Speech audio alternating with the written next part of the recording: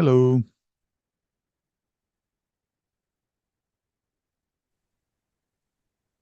How's it going, guys? Hey, hey.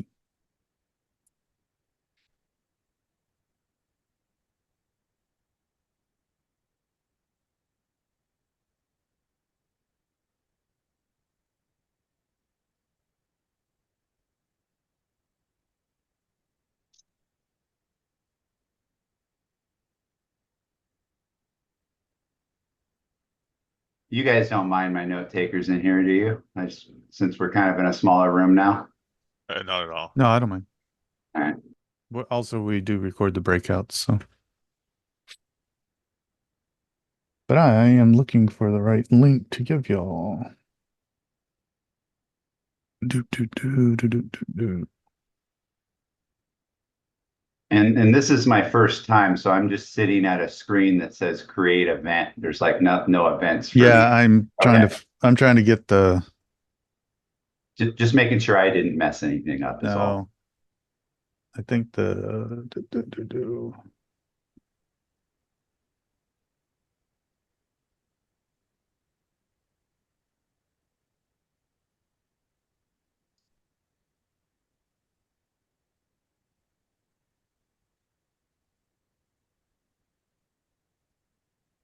What's up? I like So your quiet. guitars back there. Thank you, brother. Appreciate it. A lot of expensive marketing out these days. We're quiet because do I those have. absorb sound or make sound? Yeah, basically they absorbs. Yeah, you hit it right on the head. We're You always quiet forget. because I'm looking for the right link to give people. Oh, come on now. I Just know. get it done. Come Look, on. I was. Pressure. Yeah, I don't understand where it went.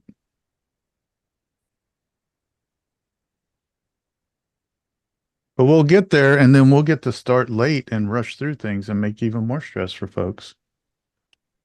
That's fun. That's part of IR, right? Yeah.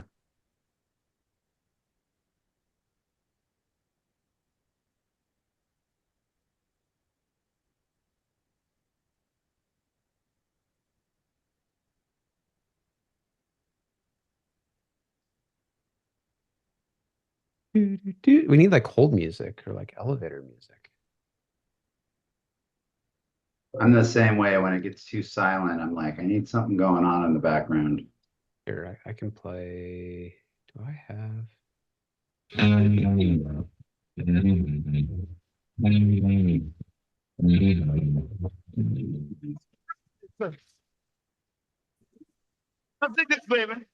Where are you out of, Kyle? I don't know if I recognize that. What's up? Where are you out of? I'm out of San Diego. Oh, you're all right. So you're down south from me. Cool. I didn't realize that. Yeah, no. Born and raised. Most people think I'm in Tampa Let's like try that one. everybody else.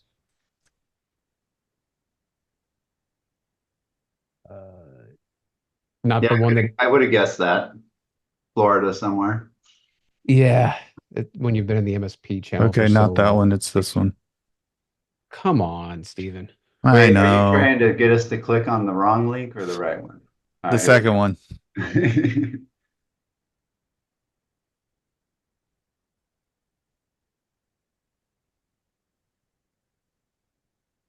So I'm at a what this button do? What's this button do? That's the right link.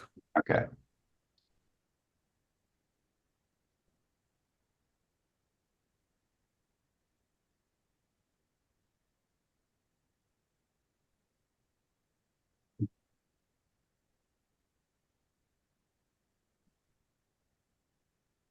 Reach Simulator 5000. Danger, Will Robinson.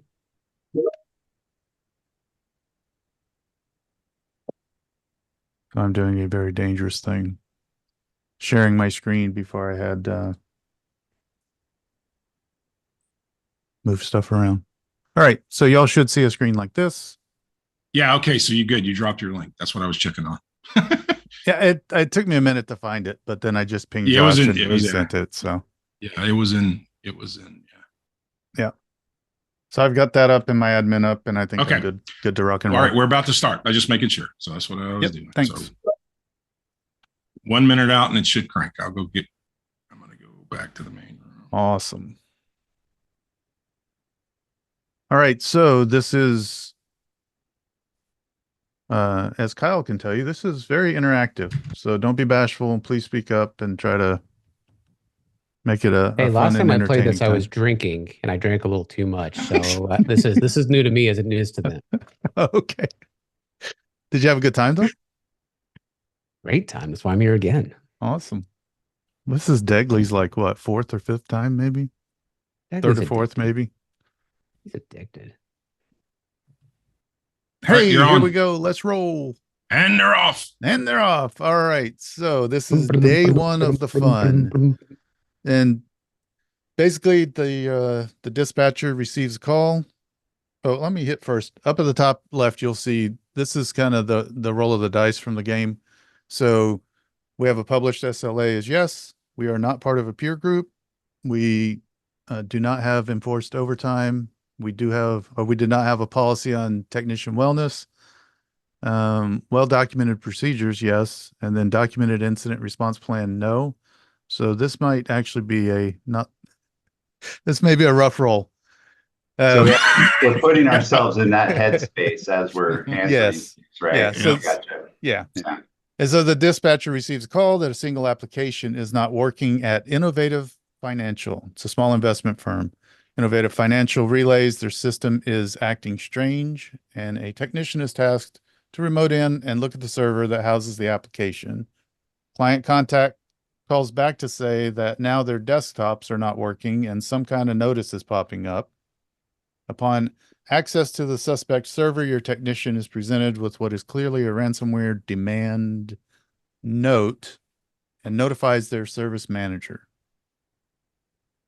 So initial reactions from y'all on thoughts and what you might do next. Well, it sucks I don't have a peer group. Who am I Agreed. reaching out to for help if I don't have an incident response plan? Reddit. Right? Reddit. Reddit, is that where I'm at in my journey? So We're going to Reddit. We're going to make a post. Just got breached. just got What do I breached. do? What do I do? Breached. I will- Hopefully you're I not will putting say- that in the post. I will say when we got hit with ransomware in 2018, I looked for Twitter and Reddit to see if everyone else was hit. That's 'Cause I was hoping this was a nationwide thing and not something that just affected us. okay. And then I realized, oh crap, it's just us. Okay. But that's good, right? Trying to see what's the impact and is this a widespread thing versus uh-oh, it's just me thing, right? So that's And that's God, good thought. oh, that feeling just sunk the minute I realized no one else is having this problem. Oh crap, this is a me issue, right? Yeah, so that's great. So in this case, you're also an MSP, right? So Yeah.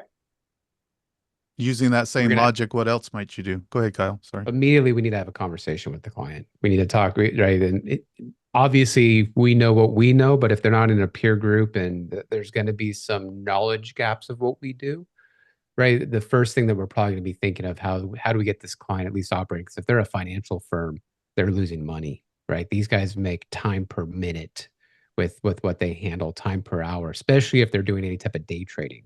So we know we have a lot of pissed off users. So, right, we got to think of this is going to probably blow up our phones. The support desk is going to just get annihilated if all of those brokers can't do their trades. It's a small investment firm, so I'm just Okay. like, But Well, it it doesn't so mean that's I good. might be a small MSP if I'm So- not. if No, I don't have all the stuff like that. you're good though. That's right. But here's the question, right? If you don't have a peer group, you don't have an incident response plan, there's no one to lean on. What is that communication you're telling with the client, right? Yeah, and so I think you asked a question earlier and I may have given a misleading response. Up top is how the game is going to impact things, right? That's your role. But when we're discussing, it's more of okay, what are good practices? What would you do? How would you Gotcha. address this? Okay. So yeah, So I can bring knowledge into this. and not absolutely act want like to I'm- bring okay, knowledge because all right. that helps everybody, right? That's part of it is getting to hear that knowledge. So what will you do for Innovative Financial first? So Kyle, reaching out, talking to them, understanding what the impact is and how things are going. Give a Yeah, and technical and also who non-technical the- action that we could take. That's and the probably other who part of the it. most impacted or important users that need to, right? I need to prioritize their employees because I'm probably not going to be able to get them all back up running soon. So who's the first person that needs access and something, right? Who needs a lifeline? Yeah, So What's a financial firm, I'm also non-technical thinking FINRA, response? right? I'm thinking FINRA, SEC, right? Is there going to be any type of filings that they're going to have to make? So I'm also thinking, do I need to start notifying insurance or bringing their legal in to say, hey, we don't know it's a breach, but what do we need to prepare? so in my mind, I'm thinking we can't act like we have a documented incident response plan if we don't. And that should be communicated that, hey, we haven't had the chance to document an incident response plan for you yet, client. And because of that, this might be a little more rocky. And in this day and age, when we don't have a documented incident response plan, we probably want to call your insurance and lean on them to help guide the process, right? Uh-oh, it escalated. All right. It escalated. So you are now receiving calls from multiple clients claiming to be experiencing similar issues. Desktop and servers are inaccessible. Phones ringing off the hook and starting to be constantly busy, and your dispatcher's unable to keep up with the call volume, which is what you were hitting at before. Multiple people at each client are reaching out in every way they know how. Voicemails piling up. Clients are calling technicians directly because that never happens. Remember the customer appreciation barbecue you had at your house? Well, the customers you have known the longest or are the largest are calling all your numbers, home, cell, and asking what's going on. Hey, Kyle, Stephen, who do you want me to assign? You don't have roles assigned yet, so I can assign them for you real quick if you know who you want, or you just want me to pick. Oh, I'm on the wrong. That might help me No, understand. just pick them. It won't matter All right, now I'll do until it. we hit. Okay. Yeah. No, it doesn't Thanks, matter. Bob. It doesn't matter yet. Yeah, no I worries. I just realized I must opened an old one. So No worries. We haven't heard anything from Mike and Brian yet, and I talk a lot, so I want to try to make sure they have a chance to jump in and don't feel intimidated by how much I talk. yeah, and that's a fair point. It is open game, and it's ideas, questions, because that spawns conversation. So if you don't know, it's like, well, what would I do for this? So in this case, now what does it feel like to y'all? We still have a minute to discuss this. So it's escalated. You have more clients. What's your thought on that front? What's compromised on our side, RMM, et cetera? Yep. Yeah. Yep, Like I said, exactly. From a technical side, try and figure out if you can stop whatever might be initiating this or spreading this. Okay, so what kind of things can you have in place to help with that? What's stopping that? RMM would be the first one. Just checking the audit logs, see if there's been any kind of, breach in that aspect or any of the other tools that might be running on your machines. Definitely checking the audit logs, sign-in logs. Yep. Potentially looking internally. If you had either leak credentials or an account without MFA that was accessed, things like that. Yeah, in I my always get mind, I'm stuck at thinking. CFO.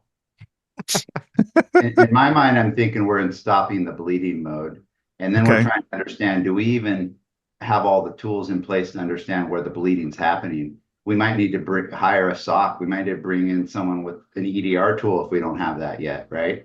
To really get an idea of what's going on the network to figure out where the bleeding's happening. Yeah, so one of the ones that came out in the past game that I liked was also having predefined rules in your own firewall that you can flip, which helps cut access to certain things to isolate, right? So something to keep in mind going forward as well. The other thing I like to throw out, especially since Bob's in the room, because he tends to harp on this a lot, is I've heard 2 people now use the B word, right? Oh, So not good. so from the legal side, you want to work on not using that. It's an incident, and it's making sure that your Yes. people aren't telling your clients, hey, we've had a breach. Yeah. To be honest, Well, and I think this is where you get a war room set up, right? Yeah. As the guy looking over CFO and HR, I'm probably also over legal. This is where I'm saying we need to get everyone in the room to make sure every employee understands those type of liabilities, and also start having the prioritization conversation. Because yes, we're probably going to have pulled the cable on the WAN. So, right, anything that's inside of our network doesn't leak out, and we're going to have to probably shut off some of our tools or not have access to them. So we're going to have to get into a position, right? We talked about the CEO, whoever is that is getting blown up on his personal cell phone. We probably need to start prioritizing our clients from most important to least important, so that when And we do hopefully approach this, you've done that ahead of time, yes. because doing it No, ahead of time is well, so we don't much have an IR easier. plan, right? So No, if we you're don't have correct. an IR plan right You're right. now, we're going to have to do that on the fly. And You're our correct. account managers are going to have to find their phone numbers, because if our ConnectWise or our PSA got hit, I don't have access to phone numbers in a database. Right. So we're going to You're- either have to get our account managers into cars or hit them up on LinkedIn on their phones.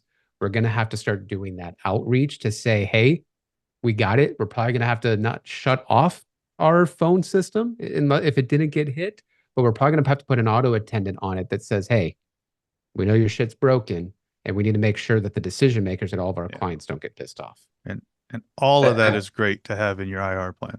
I will say in this day and age, I heard a lot of stuff related to on-prem stopping the bleeding. We have no idea if something out in the cloud is Correct. compromised as well, right? Yep. And that'll be a future scenario that we have that we've already discussed. But yeah, a lot of good points, right? So you can have your phone system with an answer that says, hey, we are working through some issues. Hit this website for the latest updates. We'll update it every X amount of time. And then that's also part of your run book in your IR plan to say who's responsible for comms, who's responsible for approving what's going to get updated. And having a lot of that stuff either in a separate digital store that's not connected to anything or in a printed book. I know Bob has their war book that they update monthly that they can pull out and start acting from. All right. Yep. Now we're in the fun stuff, or we're getting close to. So you are in the detect phase of incident response. You now know that the likely culprit is something you own. You are not able to respond to the client / branches yet until you can bring on resources to determine the root cause. So this is being driven from the insurance and compliance standpoint of, hey, we can't just start restoring stuff because A, we don't know the root cause, and B, we have to follow the process if we did have the insurance, which I don't remember if we did or not. I don't think that's listed up there. So since we have cyber insurance, yep, bullet 4, the carrier, counsel, forensics, negotiation teams have all been assigned. This is the panel of prearranged insurance assets. Your admin users are all flooded with communications from all sides, each telling clients some, all, or none of what's happening. You've been instructed by forensics that your remote management monitoring tool hosted in the cloud is the culprit. Customers are demanding a reason why nothing's begun happening, and your technicians have been busily disconnecting entire sites from the internet where possible in the chaos to prevent the double extortion of data theft. Technicians are in chaos, all being called by their favorite clients, all answering the various with various answers. Some have even said the B word, breach. Trouble ticketing systems offline, because it was encrypted for ransom and was running in the cloud environment. And legal counsel asks you to not restore machines until the date and time of first access is determined and investigations on possible footholds or persistence commenced by the forensics team. This is the longest page I think I have to read through. Yeah, it is. It is by far. You have your first conversation with the ransomware negotiation team, who are ready to discuss with the threat actor should the need arise. All I right. got one thing to add, Stephen, if I Yeah, can. real quick. please. So look, you need to, from a vocabulary standpoint, your organizations, you need to get the vocabulary changed so that anything that is suspect at this point that has not actually been determined to be an actual incident, it's an event, right? So you should talk about weird things that you don't know yet as events. If it turns out once forensics is done and a determination is made, then it elevates to an incident, right? And then you persecute that incident until it's such point when, you determine that there's been exfiltration data or whatever. right? And then that turns into the other ugly word that you never use. Mold. That's an Voldemort. interesting one because the ITIL framework calls everything an incident unless it's a problem, right? Yeah.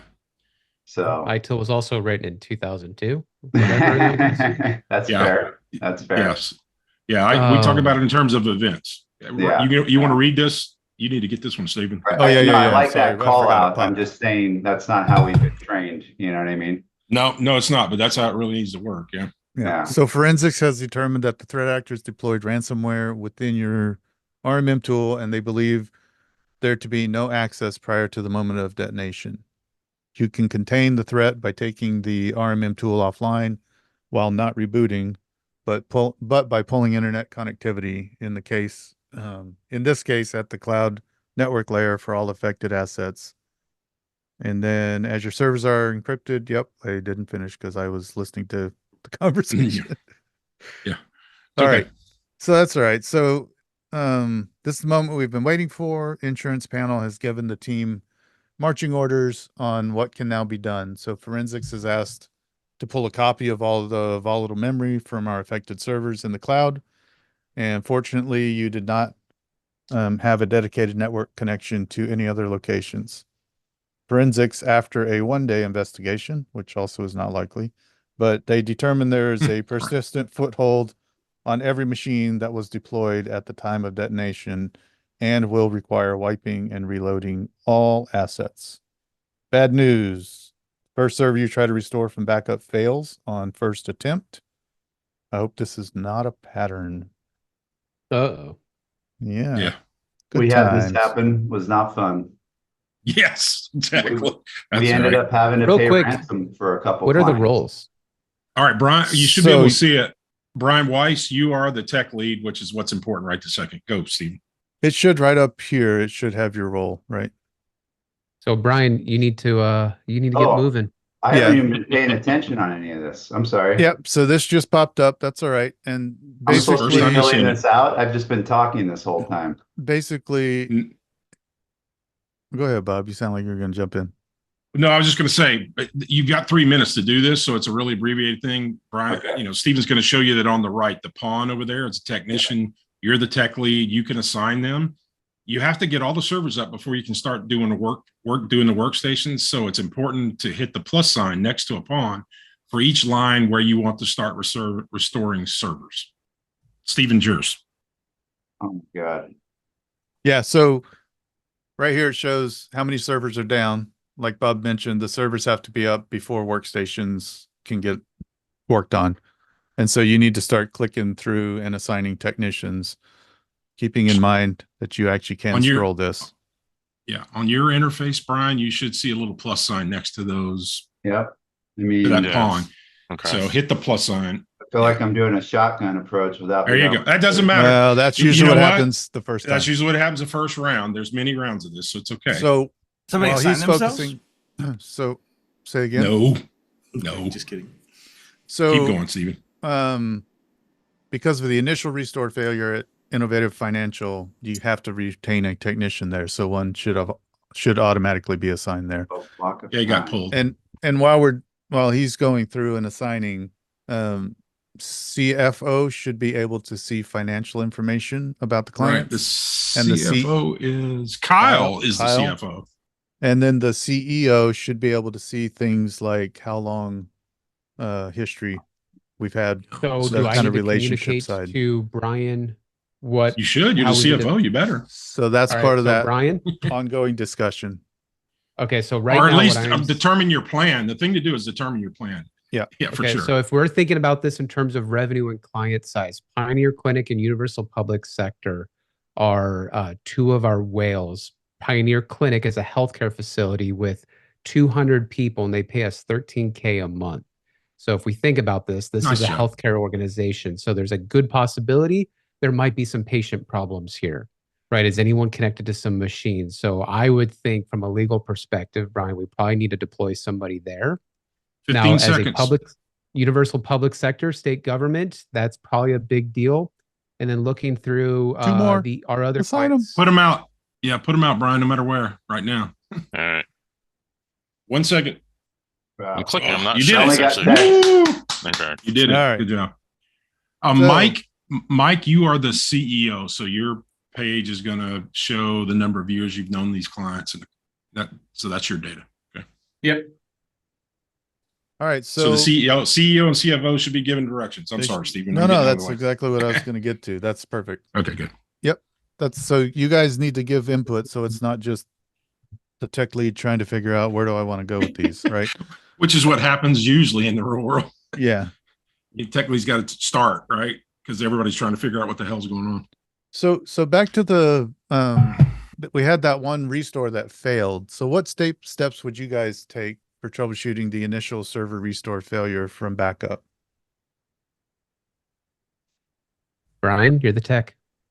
No, this is open. Oh, okay. This is an open discussion. What would you do?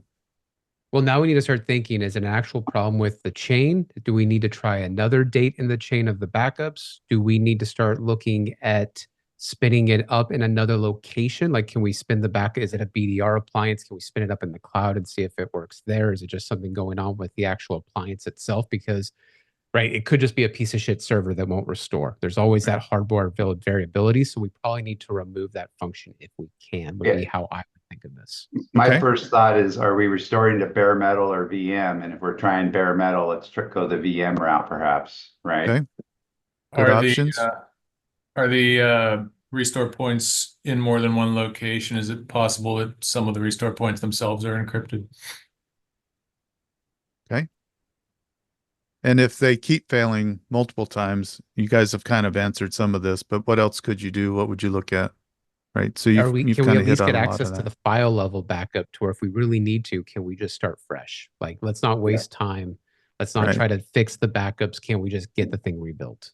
And so Yeah. part of this goes back to your business impact assessment that you've hopefully done with your clients. So you have a good understanding of what are the line of business that are priority, right? So it's possible to make a golden image of that. So to your point, yep, we have a golden image we can stand up, and then maybe we can do file restore level to get some of that back.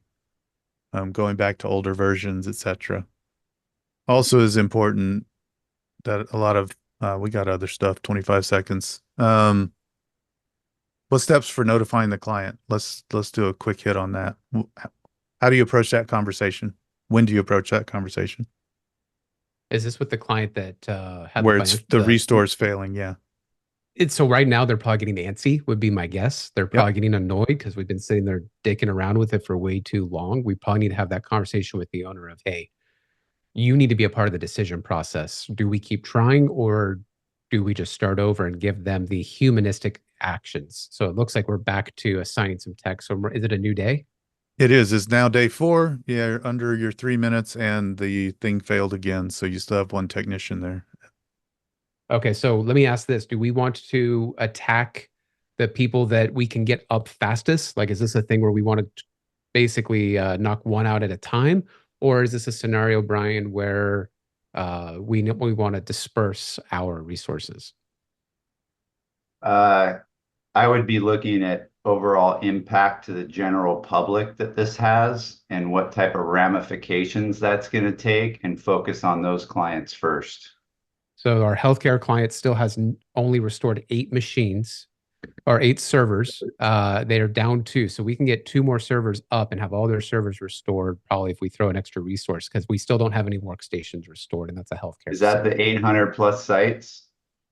Pioneer Clinic.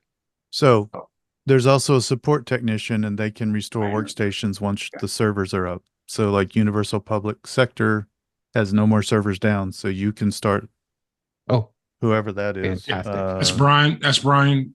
Yeah. So that's Brian Brian, you G. can Brian G. start doing some of those. You just hit the plus sign by the castle on the lines where the servers down equals 0. And So Universal Public Sector, Gotcha. and you can assign more than one to a line. Okay.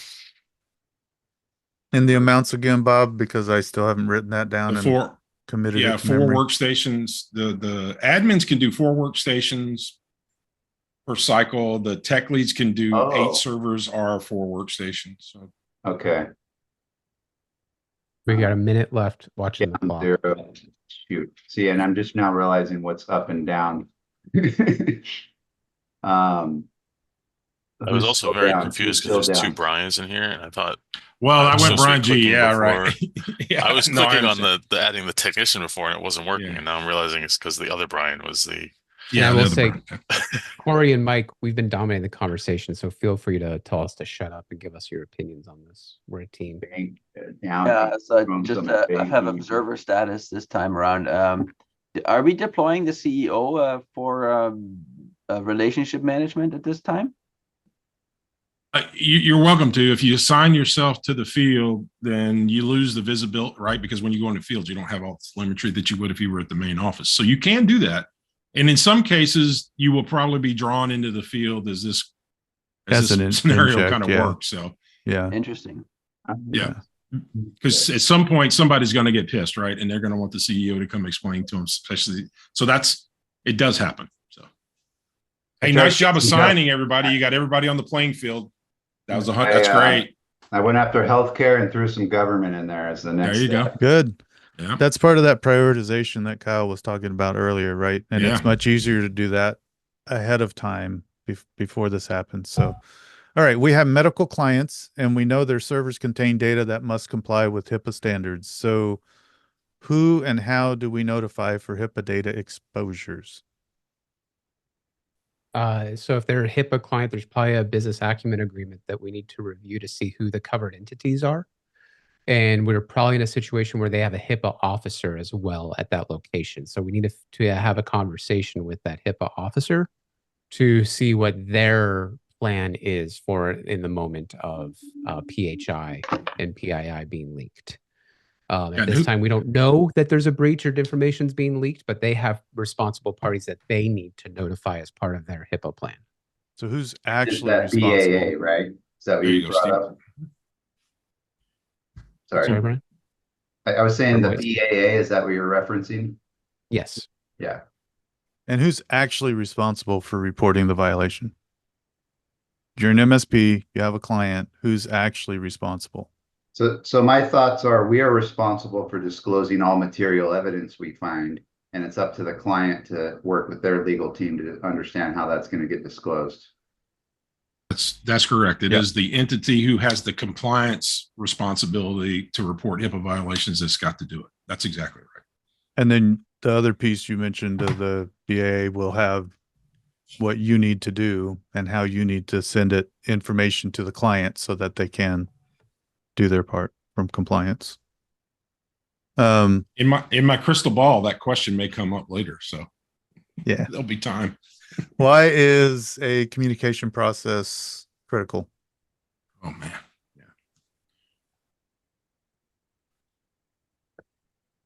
Anybody? There's too much Although- chaos if you don't plan it ahead of time. Like, Yeah.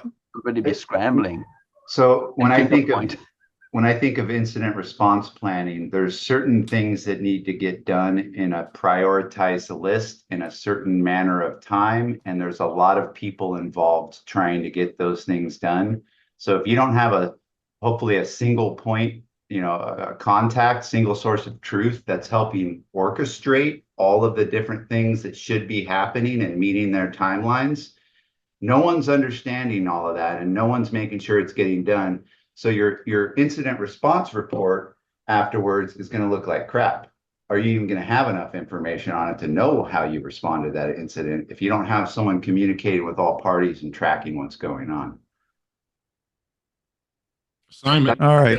So I'm going to keep talking while you guys are doing this, but on the communication plan side, there are multiple pieces to that, right? There's communication with your own team on who's doing what, when, where.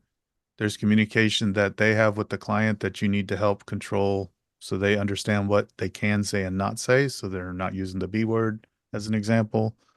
There's communications with your clients, but there's also somebody tracking and figuring out on the social media side, on the PR side of that. And then there's legally what should and should not be said. So yeah, having somebody in your IR plan that's tagged for that kind of central part to make sure all that's happening is important. I'm going oil and gas next because it's kind of infrastructure and these are clients I don't want to lose. So your assumption on that would be great, Brian, because they are our third highest MRR client. So financially, we should probably show them some love. There you go. Good dialogue. Good comms. Good comms. Yeah, look, the communication plan, while you guys are finishing this up, especially if I will point you're, out we still have no workstations restored though at the hospital, Pioneer Clinic. Oh crap, I forgot about the workstation column. How do I address that one? You have no, you don't as the tech. Well, you can put techs on it whenever you want. You can put them online and they will help do workstations, but that's really Brian G who's working the admins right now to get those numbers moving too. Yeah, and he there's has one an there. admin assigned to that. So Okay, not I don't have to completely- worry about the workstations. Is that what I understand? you can, once you decide that you're done worrying about the servers and somebody just put themselves Gotcha. in the field. Yeah, I noticed that. Was that? Yeah, I Was think I that- might have clicked the wrong thing accidentally. Yeah. Did your What did I did do? your Support did your lead. screen go? Did your screen go blank? Yeah, it says I'm in the field. Okay. Okay. Participate. That's Yeah. right. So How do I here's get how it out? works. If you You next don't round, until- hopefully you'll be out. Yeah. Okay. Yeah, Well, so because this basically is- the way it works Yeah, is go ahead, when you Steve. assign yourself in the field, you just left the office. And so you don't come Oh, back until see. that same time in the next round. Is it? Oh, 'cause Yeah, I and clicked you the- you lose telemetry, right? Because you're in the field. You're not going to be able to do everything Right. So you if you're at the office. So I you'll like have- that approach to this game. That's a good call out. you Yeah. have the amount Well, of time left in the right. round that you pulled Yeah. yourself out. It basically depends, it echoes the realism of if you leave the office, you're not in touch at that point. Therefore, you just can't really give a lot of guidance. So Yeah. if that's the case, then that simulates it. And what Steven's saying is your screen won't come back until about the same time in the next allocation phase as when you left. In other words, you don't just automatically get it at the beginning of the round. You're going to, because you still have to get back to the office. So it gets you coming and going, I guess is the point. All right. Man, I got so, some good statistics on this, by the way, Steven, as you read through. oh, well, I'll let you run this one then, Bob. No, well, this is because I was reading through it. It's No, like no, how many good. people actually, under what circumstances would you pay a ransom? And the second part is what are the problems with paying the ransom? And then why is it important to let a cyber negotiator handle the threat actors, ransomware demand? So we're going to talk about each one of those. All right. So under what circumstances would you pay the ransom? Easy question to those involved. Unable to get the data back or to prevent data exfiltration if it's going to be too detrimental should that information get out. Well, I would also flip this based off our cyber liability from the legal perspective. If there's a situation where we're going to assume way too much risk that could put the entire business out of business, right? We may just go, hey, it's worth paying the ransom rather than folding. Better way to Yeah, a lot explain what I was trying to say right there. Okay. Yep. Yeah. Because the other thing we're concerned about at this point on day 5 is we have a lot of overtime, right? Because it's not Yeah. enforced, but we have employees probably burning out at this point. We probably have employees not motivated to work extra hours. So that's going to hit a culture situation and we're going to have to start forcing people to take some time off. So I'm also thinking as a CFO, these people are going to need bonuses. They're going to need to be fed. Cash flow is going to be constrained, right? People aren't going to be paying their bills right now. So we're going to have an AR problem. And can I start making payroll? Is payroll coming up on day 7? Are they going to start drafting when I have all this AR outstanding? So this goes to Here's something that those guys at Empath like to push on, which is having working capital that you can continue to work on, right? Fall back on. If only somebody like Kyle was here to talk to that. So Yeah, how much cash so- reserves do we have? statistically, 61% of the ransomware people pay the ransom and get the recovery of their data. 24% pay the ransom and don't get their data Oh, back. that's interesting. Oh, wow. Hadn't And heard yeah, that. and 13% right now do it without paying the ransom, recover without paying the ransom. This is from the Veeam 2024 Veeam Okay. report on ransomware. So it's I was So- reading through it yesterday. So What's one of the problems of paying ransom? yes, that's the right question. The government frowns on it. Why? Yeah, you're funding terrorism. Yeah. You You're could be. enabling You the- could you're be, right? enabling the- So- That's You the don't know problem. what you're funding, yeah. That's the Right, big yeah, problem. And that's that's the problem. part of why you want to have the people who know how to do that engaged in That's doing that. And I think at this There's- point, we should have reached out to our legal counsel. Well, as CFO, Oh. I'm just going to say that. You, I'm you already ago. have the panel. Yeah. You Yeah, have the you have the panel. panel. That was part of the initial drive. So they're Allocation. probably telling us if we can or can't. By Yeah. the way, when I had my incident in 2018, they didn't have brokers back then. I did my own negotiation over Probably Gmail. so. Guy. Right. Yeah. But the danger is, are they on the OFAC? And if you pay them, you're now funding terrorism, and that gets you in big legal trouble. Totally. I'm not saying that was the right thing. No, No. I agree. Back No. then, that then it probably was all what there it was to was. it. Yeah. Agreed. Yeah. Yeah. Yeah. 100%. Yeah. That's why it's important to not just do these once in a while, right? You do these exercises because the rules change all the damn time, right? So, So- clock is ticking. So let's get these resources. So we Oh, still yeah. have the public sector, right? That is 4 workstations restored. So we should probably show them some love, especially if they have any type of patients that we need to help. That would be my opinion. From a server restoration perspective, though, it looks like dynamic shipping and global hauling are the twos that we could throw some higher tier engineers to get those servers restored. Corey, killer question. You have a killer question in chat. We're going to cover that here as we go through this, though. I can promise you. We're going to talk about it. So Corey, that's actually I haven't actually seen anyone ever mention that, and I love that idea. Yeah. Did we have Yeah. cash reserves where we could go on to Field Nation or something and hire some third yeah, party we're going to chat hands, about especially- that during one of these. We're gonna That's burn what some we people did. out. We actually hired extra guys to come in and help us with ours. They were ex-employees. We said, hey, we need your help. Come help us with this. Yeah. Bob has a great answer for that as well. Yeah, absolutely. I mean, the bottom line is that you're not going to get reimbursed for your internal, most of the time, you're not going to get reimbursed if you use your internal resources to deal with an incident. And by the way, you're also putting them under the gun and stressing them out. I mean, remediation parts, things that you could use a third party to do.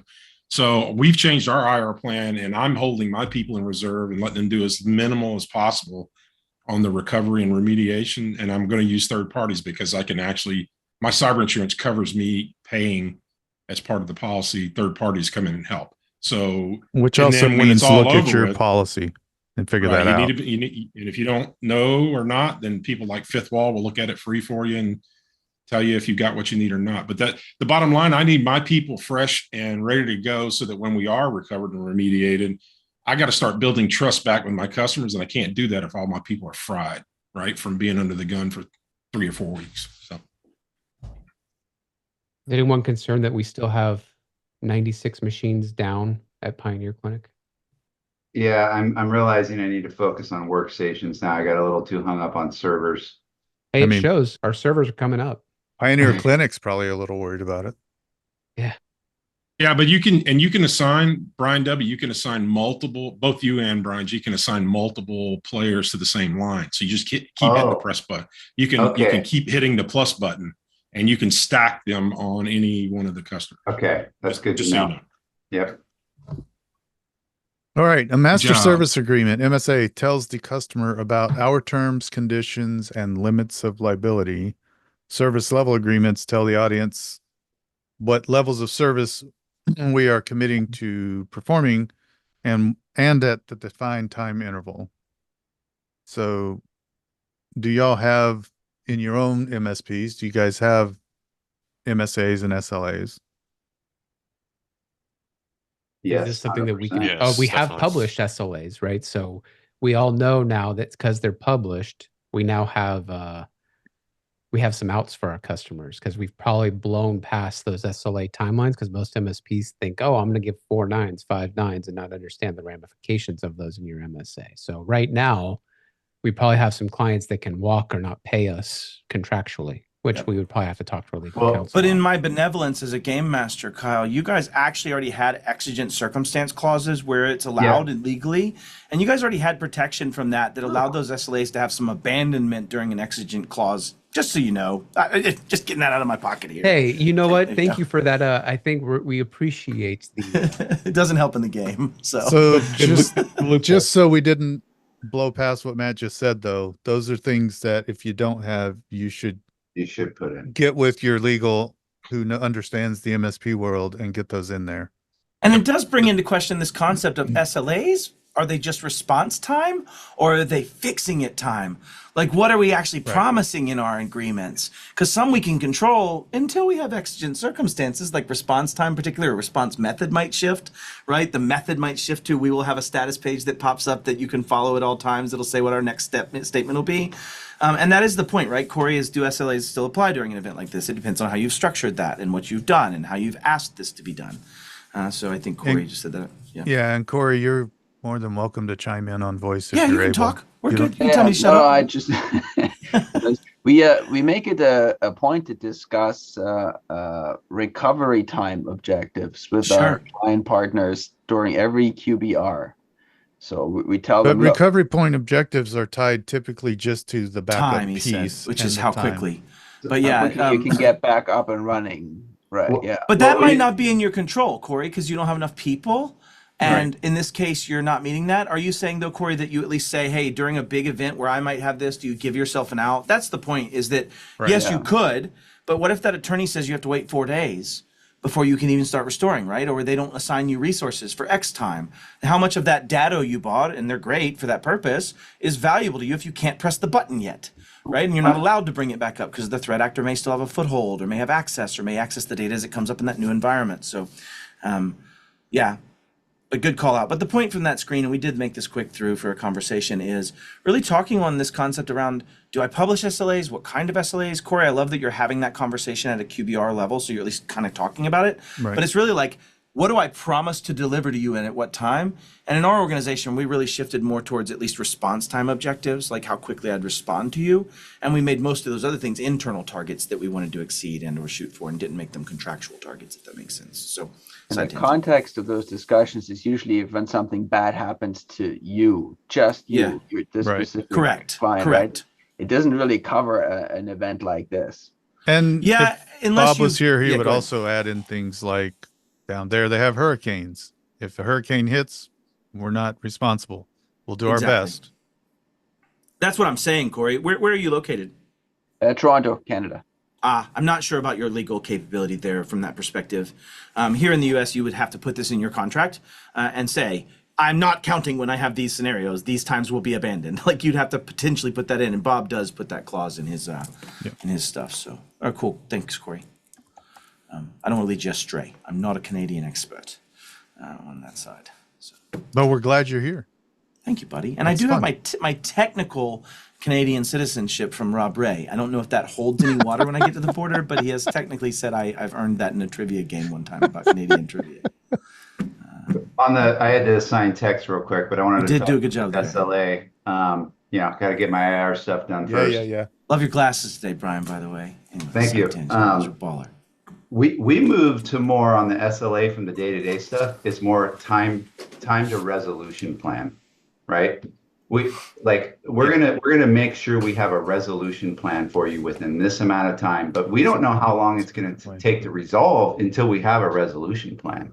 And then the resolution plan then tells them what the rest of the SLA might look like on the overall event, right? So it's really 2A an event that's similar to what I'm talking about from a comms perspective.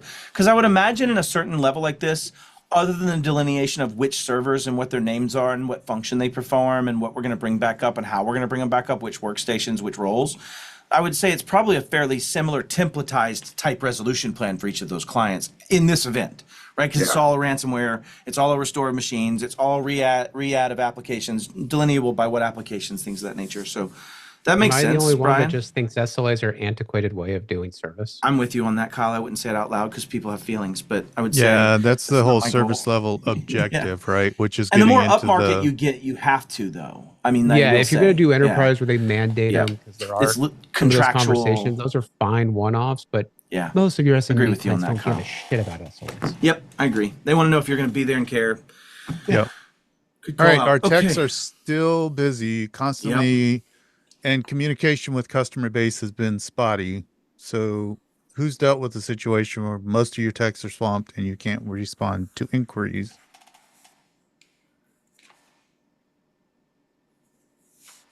Okay. I know. On Any our of incident the- response team, like one person is assigned the role of communication. That's all that person does. That's You're not awesome. allowed, like 100%. nobody else is allowed to communicate with the techs directly. They're told to, just take direction from, from the Very chain of good. command and nobody else. Very good, sir. And that's Yeah, part Corey. of that, to me, having that in your IR plan, who's responsible. I'm always a proponent of who's the backup, because what if that person's on Yep. vacation? Control 17.1, sir, which says establish at least one and a backup people to be communication directors. Yeah, 100% accurate, Stephen, right? Like nailed Well, it. and But we then can go further. earlier If this is like Brian or I, where we're in California, there's a chance we legally Ah. can't allow these employees to work anymore. Sure. Even if they are exempt or not exempt, Yeah. it doesn't matter in some states. Yeah. So there might be a position where now we have breached an HR compliance policy and we need to make sure we pull them off the line and tell them, no, you will go home and take the day off. I don't want to miss that point, but I also want to stay on this communication thread, because one of the things that I wanted to kind of uncover in this is best strategy in my mind is exactly what Corey said, to have someone own that is part of that call out. I also agree that they should have comms cards, meaning here's what you are allowed to say to someone. If someone calls you as a technician, this is all you are allowed to say. If you've ever watched the White House and noticed the press secretary say the same shit 5 different ways every time somebody throws her a question or him a question, right? It's because they have 5 comm cards. This is how you're able to say this, right? And so we have to have those. But the other thing is I've found very effective is having a status page, right? Go over to some other HubSpot or some other page that you can use easily, right? Squarespace or something, and have a page that is your security status page that you will pop up and respond in an incident. And the cadence of that page is really stuff like, it's 12 o'clock. Our midday incident update is that we are at 32% restoring clients across base, taking all calls and restoring based on our established priority. We will establish another update at 4 p.m. 4 p.m. update. We've restored 35% of our client base. We're taking calls and priorities. Right? You get into this kind of like whatever it is you're going to disclose, you can make that so cadenced and so rhythmic and so a place that I can stare while I'm waiting on Microsoft. No, let's not say Microsoft. On AWS. No, let's not say AWS. It's a place I can stare and see if they're going to be back up. You've done this before. You've seen the green checks. I like that as a method for that strategy, because it does keep it to where you can do exactly like Corey said, and then also additionally give them resources to be successful as they're doing this. And to your point, Corey, the comms director of that IR is going to be the one to help set what that page needs to say and establish that rhythmic cadence of saying what's coming in, what we're doing right now. Does that make sense for y'all? Yep. And it ties into what we said earlier about having the automated voice. You can put that too. Here's 100%. your page to go look at. 100%. Yeah, like our a phone updates. tree update. That's a good call out. The other thing it does is it gives your technicians the ability to say, hey, for the best information, you can go to this page, and Global then they can get Hauling back has to working. fired y'all. I just want you to know. I didn't get there yet. It does Oh, seem. shit. It does seem. I'm terrible. I'm And terrible. they had I a just lot like of to use. keep the That was a lot stress of up. MRR. Yeah. It's not good. That's not good. They're just a block of time. Who cares about them? Oh, would they do that? Yes, absolutely, Corey. Absolutely. We had at least a number of incidents, 2, I think, in DFW, where they just hired another MSP and said, screw you. We'll use the incident. We're going to bring in, you guys are still going to do your part, but I'm new. I'm new. We're not paying you. We're not. Yeah. So Corey, I've We actually got a seen that local play out. city because of that. Interesting. City comes to us. Hey, we heard you've been through a ransomware event before. Our current MSP doesn't know what we're doing. We're like, we got you. And then we And it happens a lot. Either that or MSPs lie to me a lot, because a lot of people go, I just picked up a new client. They were right in the middle of this incident. They couldn't deal with it. We got called in to help deal with it. We figured it out for them. We got them where they need to be. Or they were just not wanting to say it was actually them that was the incident. I'm hoping it's the former, not the latter. Like I'm begging in my heart, it's the former. This one we trace back to the source of being the old MSP. And I've done that before too. The city chose not to take them to court or anything. Oh, it wasn't for a city. Yeah, mine was for a little hospital. Right. But I mean, that's that. I'm in panic mode. I'm going to reach out. This person I'm gonna says claw they can out. help, and the people that are working it aren't helping. Yeah. Corey, it that's does make it complex on the pay. It does make it complex on how that works out. A number of our clients sued us and settled for that, right? A number of our people actually ended up saying we want $28,000 extra for our conversion cost that we put on this other MSP. So a lot of our dollars went into that kind of third-party payments of that client firing us ultimately, which was interesting, which went against our revenue numbers from that client for what we were going to be paid. So it actually literally came out of our pocket in that conversation, right? Just who paid it was the conversation. So, yes. Short answer to your question. Trying to give state governments some love because we've been ignoring them, and that's we don't want to lose that client. And I think I'm out of tech. The most awkward part to add to that, Corey, is that our hands still had to be in doing the stuff the insurance was asking them to be doing while they were doing the work to fire us while doing so. At least on a couple of those scenarios. That's harsh. Yeah. Insult to injury. And those guys have been through their third one, so these people hated them with everything that was in their heart and soul. Yeah. So please go work to try to get them up again while they're pissed at you and Oh, it's dude, getting I was the handed guy off. taking the meeting telling him how it's going to be different this time. Can you imagine how that is from the No, boyfriend that just no. beat you 3 times? Like, it's like, no. no, babe, I'd like I to promise. call out- Counseling. Sorry, I'm trying to stay on our homework. You're Global good. Hauling fired us because we never even bothered to get their servers up. That is right. And that might be a They still have continuing theme. 2 down servers. So, Yeah. Yeah. oh well. Okay, 8 days of this. Your techs are under stress. I think y'all have forced overtime. No, good. Thank God. I mean, I'm just kidding. Good job. Right? How do you manage technical load at this point? And really what I want now, and I'm going to go around the room. I want to start with, I don't think I've heard from Brian. Brian, like, Which not, one? sorry, left Brian. Gosh, that didn't help either. Brian Gigare? Got Brian it. G? Jesus, sorry. Brian G. That Got works. her. Brian, what do you look for burnout, man? I'd say sloppiness. Start making mistakes. Definitely. All right. That's the Agreed, last thing you Brian. need. What else? What are you going to notice first in some of these burnout things, man? And that's the good one, Brian G. Yeah, I mean, I'm looking for really what I'm trying to do is get feedback, right? I don't want to try to just judge if there's burnout or not. I'm asking how many hours have they worked? How are they So you're feeling going about this work? empirical. Okay. What, Just asking. what can we do to help their mental health through this process, Okay. right?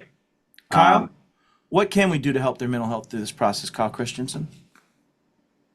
There's a few things that I can think off the top of my head. First is forced time off, right? Like, hey, Okay. dude, you're Which clocking off 3 Californians hours. will understand that one's already statically Yep, set. To your exactly. point, Kyle. What else? We need to think about when's the last time they ate, because a lot of these guys are going to be heads down. They're going to be eating Yep. like crap, probably way too much caffeine. So sleep they're- and food, that sounds very Maslow's-y. right? Very Maslow's hierarchy, EE. And that's the Right. point I'm trying to make here, is that we have to think towards that Maslow's hierarchy of needs when it comes to those humans. They're placed in a stress state. They're placed in a state where they have to care more about what's happening than quitting and not having money to feed their family, right? Or staying and taking the abuse, even though they don't know that they deserve it, or maybe they do, and they're feeling the guilt of it. Ask me how I know. Right. And so I think the point is you have to really think towards and at least have some plan for feeding them, time off. Yeah, please don't offer alcohol. Probably don't do the pizza party. It's not a fun time, y'all. This isn't something I want to remember and go huzzah. And so I think just making sure that you're at least speaking towards it, bringing in food, to your point, ensuring that people are time. And also, I think somebody said, Brian G said, first, this kind of sloppiness. Those are those mental outward signs of that. It's also maybe even just anger. Maybe it is snapping at the employee. Snappy. Maybe it is. Also, I think another thing that I'm stealing from our last time I played this game is the communal aspects. Do they have daycare problems right now? Is their wife Amen. like, I can't handle this because It's been my 3 situation, days, I have a Matt. 2-month-old, Yeah. right? Like, Yeah. is my wife going crazy and texting me like, when are you coming home? Like 100%, maybe you normally alternate days as to who takes the kids to school and now you can't. That takes a toll. And if I'm not also getting paid overtime, by the way, because we don't enforce overtime, Yeah. and and I'm exempt status, I probably also have a wife that's like, why the fuck are you doing this? And you can't explain to her how much you care and how much you're dealing with the empathy of people suffering. So And you're doing it to do it. At least in my experience. I won't speak to everyone, but while y'all are trying to I'm going to keep talking. I'm going to play the Matt role and keep talking over this. I have a question real quick for my job. Didn't do Why it am as I well not- as you, Matt. Why am I not seeing workstations come back up even though I'm assigning technicians for healthcare? either something failed or it's not the scoring round the next round yet. So, but you should see the down number go down negative and become closer to 0, not come up. So it should just be decrementing. Oh, there is a restored I can reference. I don't know Yeah, if the they restored should- is accurate. they should Yeah, they shift. should be connected. They Yeah. should shift, yeah. I was going to mention actually having that conversation about who takes care of the team ahead of time and getting it in your IR plan to the point of these are the things to look for. Here's the budget you have set aside. You already have a card that can provide meals if that's needed, or those types of things. Working through that, who's going to be maintaining the heads, hearts, and stomachs of the team is how I like to throw it out. 100%. We got some text to assign. We still got 4 or 5 more. And how are we doing on workstations, places? We have no servers down on Pioneer Clinic for healthcare. Pioneer Clinic does sound like an actual healthcare clinic, not the liposuction clinic, so that's good. I'm glad we've done that. And don't forget, healthcare doesn't necessarily always equal healthcare, right? And when you're trying to do these plans, if you're looking for a greater good impact, greater good may not be the esthetician, and not being negative or pejorative of any estheticians, but from a life-saving perspective at least. The other thing I'll point out is still has 0 workstations up. Who has 0? Is there anybody that still has 0 workstations restored? Ooh, my man might be thinking about that one firing we just took. That may be a smart move right there, Mr. Corey. Pioneer Construction. Global Hauling doesn't. they're fired. Too soon? I know. Usually clients can operate in like with the skeleton crew in emergency mode, right? You're not wrong. At least 1 Yeah. or 2 workstations. We up, haven't right? addressed that yet. We will reward you in the game for that later. We only punitively disrewarded you so far, Corey. But you're right. My strategy in most incident would be get those critical personnel up and get them up in a functional level that they can maintain business functions as best as possible first, and then fill in the people that you know work 3 hours a day. Which right? goes back to having that So- BIA and Yeah, figuring yeah, out it does, doesn't it? what actually Yeah. needs to be Great up. call out, Corey. Matt points. Not that they're worth anything. You can't change them in for anything, but there they are. Good call. All right, we're almost done. 4 seconds. I don't think there's anything else left to assign, right? Yeah. All right, I'll leave you to it, Stephen. Okay. So Con is yours. thank you, sir. So what are key things? We hit on some of this before, but what are some key things to consider in an MSA and statement of work? Anybody?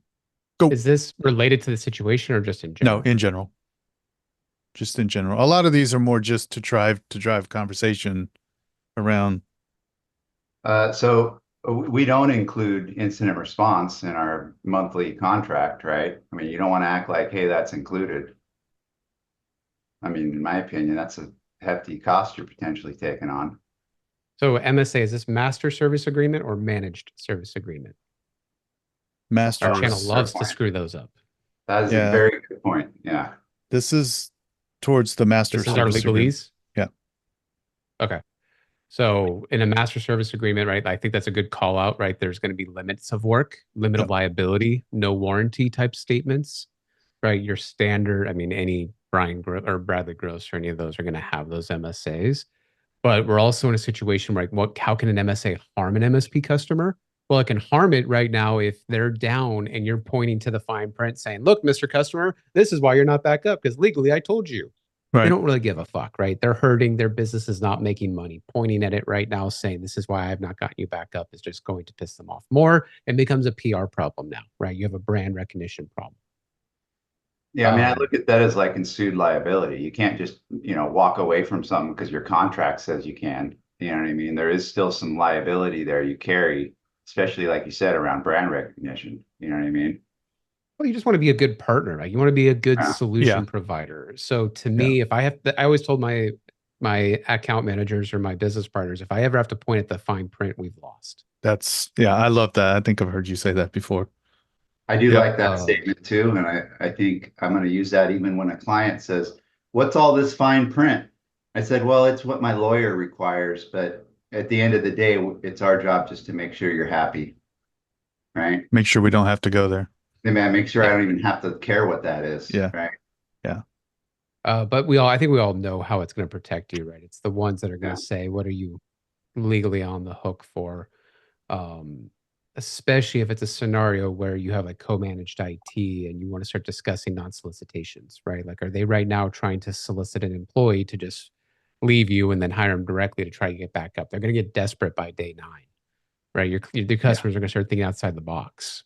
Hey, just Very leave. true. I'll pay That's you a 10 grand very to come good over point. as a signing bonus. Just come get fix us it. back up. Focus on us. I will say too, don't overpromise anything in your MSA about a product you're reselling that they aren't promising to you. Right. You need to understand the terms of the products and the liabilities down to you. And make sure those are potentially carried all the way to your client. So you're not stuck in the middle. We got some red text. A restore a dynamic wellness with HIPAA data involved a backup from a tech's house, and you have to fire the technician. So we lose a guy. I can't just use Yeah, them so to help you're- me clear this and then fire them. Nope. No, because our legal counsel stepped in And with said the no. forensics. Yeah. Does the game automatically remove that resource from? Yeah. Yeah, I did. Okay. I only have 8 texts now. Yeah. Well, I would have told Leo, go find me another one first. Otherwise, you're going to cause me more legal issues. Yeah. Hey, come join our MSP. We're right in the middle of this huge issue. Don't you want to have fun? Hence why I had to reach out to ex-employees on mine, right? No new employee didn't want to help out. Yeah. Any other input from the CEO or CFO on who you should target?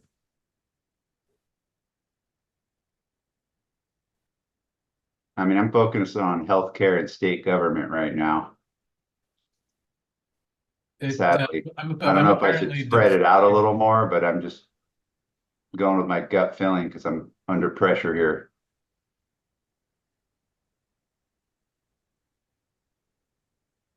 And I'm sure there's a way to gamify this once you figure the ins and outs of it, right?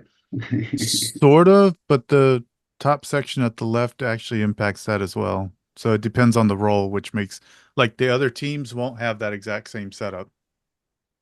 Does that make sense? That makes Published I see what you're SLA maybe no, part of a peer group maybe Yep. yes. Okay. So that's why I said this is kind of a little bit of a role. Because if you're part of a peer group, you may get extra technicians from that peer group as an example.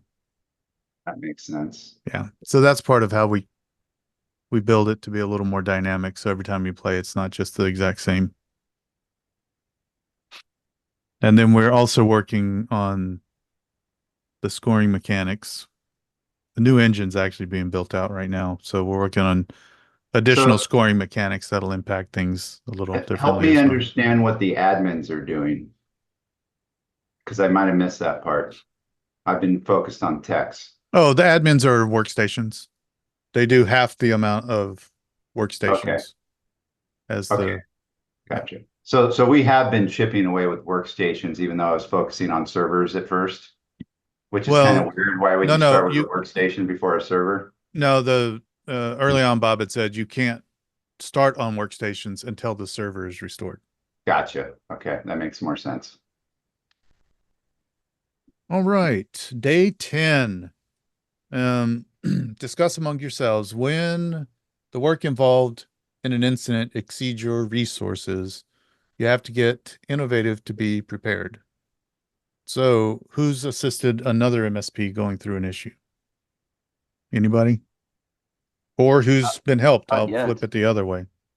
But we make it a point to cultivate good relations with any MSP that we interact with. Be it an offboarding, onboarding kind of thing. Okay. So we would definitely do that if we were in a position to do it. Okay. Go ahead. After our event, because we were such on an island taking care of it, we literally called the insurance company, and they even told us, hey, track all your expenses. Let us know when you get it back up and running. And I go, wait a second. I want you to hire a security company to help us with this. Oh, okay. I had to force them to get involved. It was the worst nightmare. After that, I went on a freaking campaign of working with a ton of vendors, going to events, telling my story, trying to educate other MSPs on what was going on. Because I was like, the last thing I want this to happen is to other people, right? And so I put a silver lining around this thing after we survived it and made it a good thing that we could look back on to learn from and help others, right? And Robert Chaffee has done the same. Yeah, so I don't know if you've heard. Totally love what he did it way better than I did, right? I'm back in 2018. So kind of alone, but yeah. So there are peer groups that can help, and you can set up a mutual assistant agreement. Have y'all heard of those? No. So you end up legally saying, yes, we will help. And then you work out those things ahead of time because it's easier to work out, like most things, to figure out how would you help? What does that mean? How do you get paid?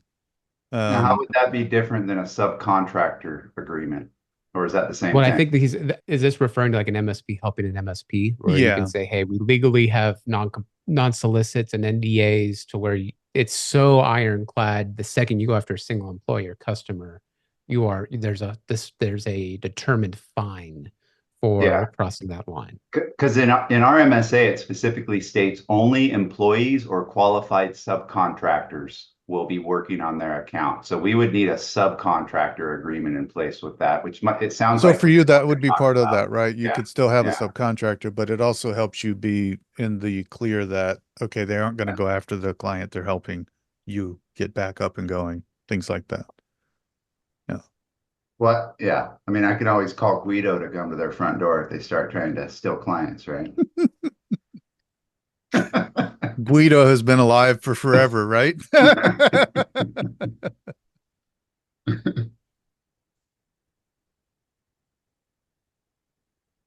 Okay. So the other thing you can do, I'll talk a little bit and y'all can interrupt me. But the other thing around that is understanding, okay, how are they going to help, right? So what Bob has done is he's worked with the third party so that they come in and do most of the restore functionality that they can based on playbooks that Bob has in place. And then he has teams that are more managing those folks that know the system. So if there are questions and that kind of stuff, but he's preserving his people for that time when clients are coming back up and then you're getting the phone call that, hey, this is down. Is it related to the incident? No, it's not, but let's get a ticket in. And now you have fresh people working. Like, if you deploy the CEO, does he come back automatically the next turn, or does he stay there until you move him? No, he should come back, but he'll come back at the same point when you took him out of the prior session. Oh, okay. So yeah, you'll lose visibility to your screen. And we're working on ways to make it to where there's a little more interaction that the CEO and CFO have to do, not just looking at it and giving direction on who. We didn't dive into that a lot, but there's a lot that goes into ranking your clients and then inside of your clients ranking what gets restored when, what's the priority. We talked about that some, but ranking your clients, not only just for incident response, but I'm a fan of that anyway. This is an A client. This is a B client. This is an F client. Okay, why? Is there an easy way to set up a plan to get an F client to an A client? If not, then you have discussions around, hey, maybe this is a client we move on to somebody else and focus on getting more A clients, B clients. Sometimes you can take an F client and with a good conversation, it's this is the plan we need you to be on because this is where we're going as an MSP.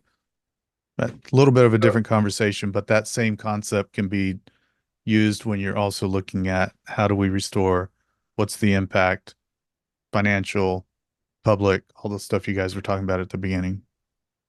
One of the comments I made earlier, just because I'm new to this game, is it felt very fast paced. Now that I'm getting past the learning curve, it's not as fast paced. However, I feel like I have tech debt with the fact that I can't sort by columns by how many people the clients have, how many restored or downed, right? Because I would ultimately have a spreadsheet that I'm filtering things, so I'm not having to dig through and understand different sizes of things without going. Yeah.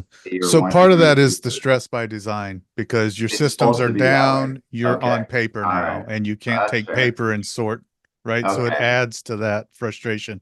We used to actually have the screen as you'd scroll down and stop, and then it would shake. It would like, wait, where's my? That's even worse. Yeah. And then in the new engine that we're working on, actually we can change the time. So these gaps of discussion times for some of them, they don't need to be as long. Others may be a little longer. Maybe we have an attribute of organized data about clients, yes or no. And the minute it says yes, you've got columns to sort with to make it a little quicker. I mean, that, because right now what you're assuming is no one has organized data, so they're always looking at this mess trying to decipher it every time. So right. We're back to discussion, but I have another interesting on that. So if you use third-party resources on incidents, having solid processes, this is what we were talking about a minute ago, and procedures to train, those are critical, right? So they don't just come in and say, well, I don't know how you do any of this. Well, here's our guide, and preferably if you have an agreement with another MSP, you guys have already seen that and understand it. I do think in the MSP world, we're getting better about seeing other MSPs as allies versus competition, even though technically they are. There's enough fish in the pond that we should be able to work together and all be successful. So 100%. Absolutely. how do you ensure that your procedures are documented? So that's a good question internally. What do you guys do for that? Right now, we've got kind of this idea that, hey, if a ticket comes in, there should be documentation to be able to reference for it. And Okay. if there is, you use it and try to improve it as you use it. If there isn't, you're not finishing that ticket until there's documentation. Okay. So that helps on the troubleshooting side. Correct. Yeah, and there's- on onboarding documentation, Yep. there's a whole kind of template that we follow to make sure we check all the boxes. But Okay. again, that's something that should be re-reviewed and understood as things change. Are we documenting all the right things? Because you never know if you really have everything until you need it, right? So How do we you- usually we carry a risk register Okay. where we call out things where it's like, oh, we could have done this a lot quicker if we would have had XYZ. And that hits leadership team to then formulate a plan around how to deal with those risks that we're still running into. So that's good. So following from like the software development side of the house, Yeah. doing retrospectives is the agile term, right? So if you have a good onboarding or a bad onboarding, it doesn't matter what went right, what went wrong, what could we improve next time. That can help with documentation. Having new employees use the documentation to implement what they're doing and catching, hey, this doesn't align with what you're telling me, right? So Corey mentioned something interesting, the pod structure. So my MSP also worked on pods, so I'm pretty familiar with it. I think the big concern with pods in a lot of these scenarios that I'd never thought about till you mentioned it, Corey, is there's a lot of tribal knowledge in that pod. What happens when you need to bring another pod in, or one person burned out or leaves or becomes or we fired them, right? Because they did something stupid at home. How good is our documentation now to where someone from another Yeah. pod can jump in? The idea is that the pod leader kind of is the central repository of that knowledge. But I get what you're saying, that doesn't always work that way. Well, it causes a single point of failure is the concern, right? Yeah. Want to try to avoid single points of failure, especially in an IR situation. Yeah, and you can do that to a certain degree if you have good documentation. Like if your procedures are all well documented, then it's easier to plug somebody else in and get them going. I know some MSPs will also cycle people every 6 months. You're now going to this client instead of that client, or let me rephrase, these clients instead of those clients is typically how it is, right? And that helps spread that knowledge around. And we still don't have everything documented, right? I was just Sure. mentioning the processes we're using to try to get there, and it's an ongoing process. It's like, for sure. It's not a destination, it's a journey, right? So another one that I like to use specifically around the IR plan is to build it into your onboarding and offboarding procedures so that you make sure your IR plan is updated. So you don't have something come up and all of a sudden, wait, Joe's not here. Who replaced? Well, who replaced has no idea. They've never looked at the IR plan. So as part of your HR onboarding and offboarding process, build in a check against your IR plan to see if it needs to be updated.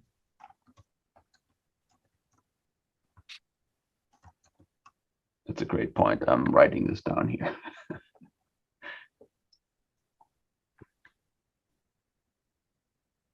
And sorry, That's I'm at also that point where I'm kind of multitasking, guys. So if I'm not paying attention, No, that's good. That's also the same thing. You know, we talked about, hey, having, and I know we had even somebody on that had laminated cards that they gave to their technicians. Look, if this Dean. hits, this is what you're allowed to say. That was This- Dean. Was it Dean? Yeah. Bob? Yeah. So even that, when you as part of your onboarding HR process, make sure everybody understands, here's your card. Here's what it means. Here's who you contact if something happens. Here's where your comms should come from. Okay, so in the process of prosecuting an incident, you find out there are two businesses using the same infrastructure. What should you consider? So you're in the middle of restoring and working with one, and you realize, wait a minute, there's a second company also sharing this infrastructure. It's Well- a spin-off of the parent company or whatever. So that you got a separate legal entity using the same infrastructure as your clients. I would beg to ask that by day 12, we probably would have already heard about this.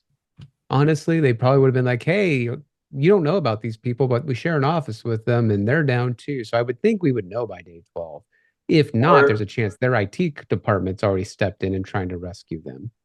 Or they're going to get reinfected, but I highly doubt they'd get reinfected by this far. Or that even though they're using the same infrastructure, they weren't affected nearly as badly or much at all. So which is why we're finding out about it later. So I would even argue, even if it's not in the incident response that we're currently working, you're in a QBR and you find out, wait, what is this? Right? Yeah. Oh yeah, well, my brother had a business startup, so he's using a few of my offices and he's running through the same firewall. It's, it's no big deal. What's the big deal for you? What's your impact? Well, now you're concerned about the fact that that's a potential infrastructure you don't have eyes on that could have been a vector. Who knows? I mean, we know it came from us, but Yeah, that's one thing. That's a gap, right? That could affect that other client, and you really need to be managing both infrastructures at And- that point. You actually don't have an agreement with that other entity, And you don't have an agreement. right? So now what? Right? So now you have a different entity that you don't have an agreement with working on infrastructure that you support. And are responsible for, right? Because if Yeah. you're doing any kind of managed services for them, you're responsible for it. So, It's the old, you touch it, you own it. yeah. Not only that, if you're doing like managed desktops, then servers, and you're doing all of that, and then they come back and say, "Hey, we're running out of bandwidth. You guys aren't living up to your SLAs," and it turns out you don't have monitoring on the other entity, right? So you didn't know they were consuming all that bandwidth, and you can't even figure out where the hell the data sync is going. Right? There's just so many bad reasons to not do it this way. But So then how do you support is the kind of flip side of that? You find it out. How do you help support that? I mean, you get agreement right away, hoping you can pull that off, and even if it's temporary, just while you get through this incident, if they don't want to use it. Yeah, let's talk outside the incident. You find out. What do you do? I think so your decision maker at the parent company, I think you're going to have a sit down with them and say, hey, they're going to be a problem and now they're a risk and they don't pay us to help them. So right now, here's our options. One, we can kick them off into the deep end and tell them, bon voyage, go figure out your own shit for right now. Two, they can pay us. Well, we're going to charge them for every minute that we work on them and then get them set up with a master service or a managed service agreement.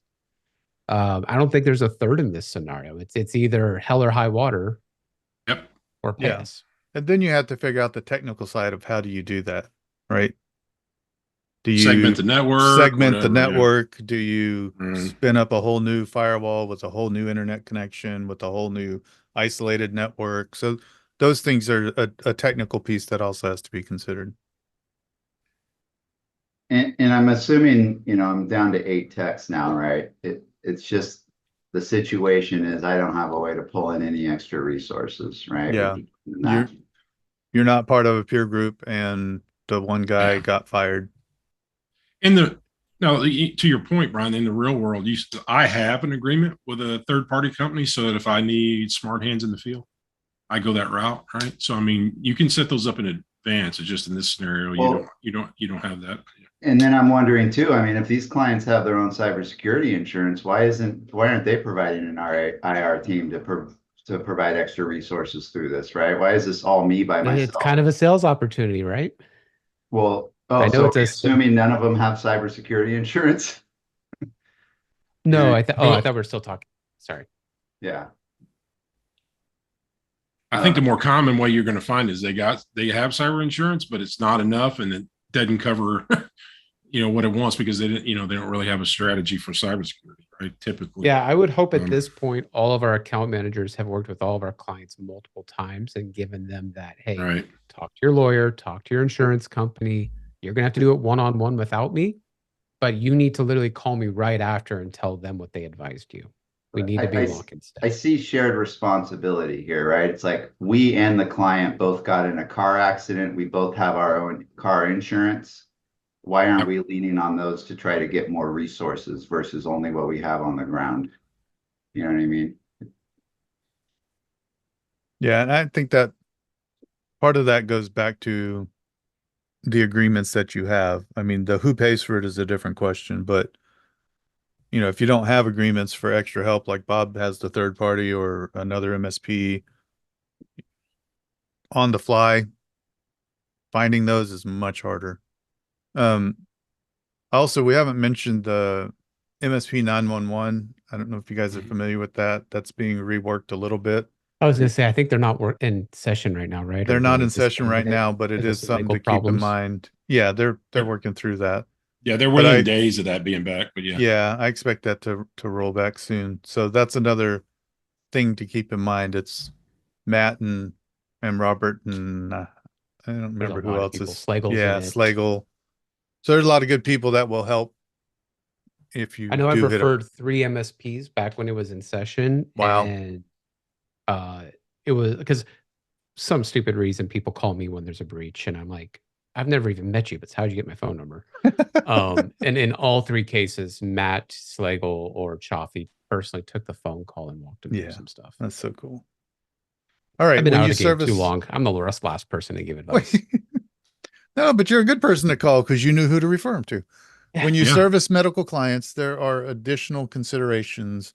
Why are, and we talked about this a little bit, why are business associate agreements critical to have, for one?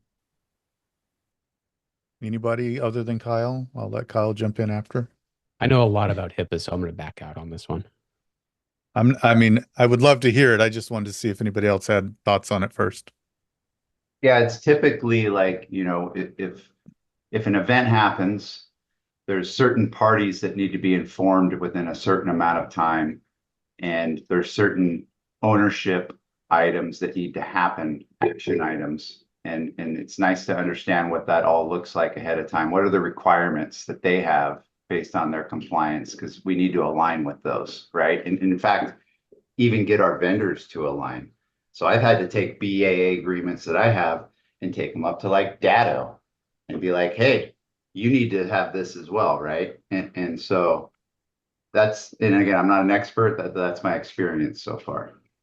Okay, Kyle. Well, there's go. even a lot of conversations now to where MSPs shouldn't be signing BAAs with their medical clients. And there's a lot of controversy about that topic. I wish Matt Lee was here, right? Because he probably knows more about that. To where you are not supposed to be the covered entity is what a BAA would call it, of the technical property of that healthcare organization. It's actually, some people are theorizing that it should actually be the healthcare provider that has to be that technical consultant. So they got to be the ones that have the relationship with the MSP. I don't know all of this. This is things that I'm just bullshitting with you guys right now on. But in what you're mentioning, right, in a lot of cases, back even my day, we were the covered entity because that's what we thought we had to do as an MSP that supported HIPAA. It's different when you get into co-managed and VAR too. I think it comes down to who owns the account, right? Especially if you have big, like I had a big hospital in one of my clients, and we had we even had a not a commit, but an augmented employee, right? Where they were on our payroll, but they were 100% the hospital's employee or tech. Yeah. The only input I have on that subject is that it is whoever the medical entity is, it's their responsibility to get the BAA established. And you as an MSP, the one thing I would suggest, which we have in ours, is that in your MSA, when they sign up, there's a clause that says, if you require a BAA for this agreement, then it is your responsibility to submit that agreement to, we have an actual specific email address that they have to send it to and a process they have to follow. That way they can't come back later and says, well, we emailed you this and that's on you. You know, we make it very clear how they have to send it to us and where they have to send it. So that it's their responsibility to get it to us so that we can get it looked at. And then we use a lawyer to look at those BAAs for the very reason Kyle's talking about.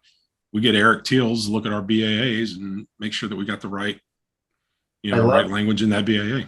I love the call out on understanding whether you should sign it, but it should definitely be part of the incident response plan, right? It should be baked right in there so we know what. It wouldn't really be part of the IR because it's just the contract that It's the agreement. establishes Yeah. the liable parties, but you're not really going to go reference it in an IR situation.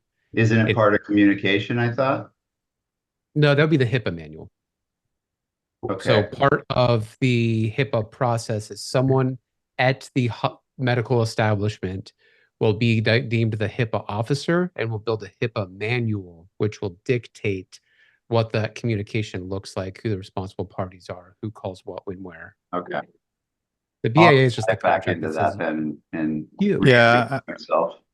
And then whoever's responsible for your comms Oh, plan shoot. in your IR part needs to understand that if there are responsibilities based on that. I was watching you, Brian W., to make sure you were about to allocate. Yeah. Yeah, I just noticed. 60 seconds. Yeah. I'm I wasn't going to let I you was- get past a minute. without Yeah, saying- I was waiting for, you know, you got to add a little stress in there. Hey, you got a minute left. Yeah. Oh, Yep. The BAA agreements really just put the guardrails up about what you and your relationship with that medical client has to be and how it has to work. That's usually what's involved in those. But they're It's ultimately closer to an responsible for MSA. reporting. Huh? It's closer to an MSA than Yeah, a- really. It a really, scope of work. yeah, it really is. You just to make sure that they have to know how to submit it to you so that you have it on record and you know you can follow it. That's the main. that's why I like what Bob said about having that. Here's where you submitted this email, and that's part of Yes. the MSA. Yeah. And when Bob, We actually I'm require gonna a have to be live hopping off letter. here soon, boys. All right, Kyle. Maybe No that's worries. what I remember hearing is but I don't know. I'm gonna look into it again for sure. It was a couple years ago when I got into this with a big bar client, got a bunch of lawyers involved. all right. So, what are some key things to do in an incident response investigation? It's kind of back to the beginning times, but what in the investigation piece, what are some key things to think through? Establish persistence. Are they was it a one-time payload that got triggered, or are they in your system persistently somehow? Okay. I remember persistence, yeah. I would go over the established rules based on the legal of what can and can't be done or tampered with. Okay. What about evidence? What do you do with that? How do you do that? What's the impact? I mean, we're technically, you know, we have to disclose the material evidence we find, right? Can't hide anything. We Right. can't So how do you maintain that? Well, I would hope there's a kind of your point person that's identifying, you know, the main lead person that's, well, I'm the tech lead, so I would handle it for all my techs, right? And then I guess my admin would get information from me. I don't know, there's kind of a hierarchical structure there. Yeah. I And guess. so, I mean, part of what the questions are driving towards is making sure that you aren't destroying evidence. Oh, let me just power off the servers and I think they're good, power them back on or do a restore, right? So you need to be able to, I think Alex has talked on this before, but hey, Alex, you need to be able to preserve that evidence, right? And then out of that, you can look to find root cause. Then why is that important? Well, how are we going to prevent this from Right. happening again? Exactly. Right? Yeah. Bingo. Insurance company is willing to pay for that. And Well, some of it, I should say. I got them to pay for some of it. yeah, and so insurance is another piece, right? That's why at the beginning of this game, they formed the panel. And so they help drive some of that as well. And so it's important to preserve the evidence and to follow what their guidelines are around that so that you can actually get payout. Yeah, because the last thing you want is that same exact root cause to come up again, right? And be like, well, why didn't, you know, we did all this learning through this event. Why did we allow this to happen again? Right. Yeah, so that's back to that at the end of it, doing a retro. So not not only a retro on what caused this, but a retro on how did our IR plan go? What could we have done better? What could we have improved?